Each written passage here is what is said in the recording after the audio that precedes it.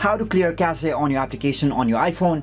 Hello everyone, welcome to our YouTube channel Web2 App. In this video I'll show you how you can clear cache on your application on iPhone. To learn how to do it, please make sure to stick with us till the end of the video and follow our instructions correctly. So without further ado, let's get started. So on iPhone, clearing cache means offloading the app. So now to upload app on your iPhone, what you need to do is go to settings on your iPhone.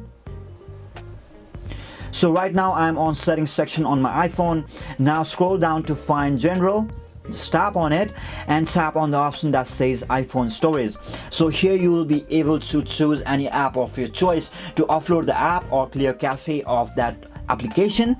So now I'm going to search for any application that I want to upload the app. So I'm going to tap on Instagram.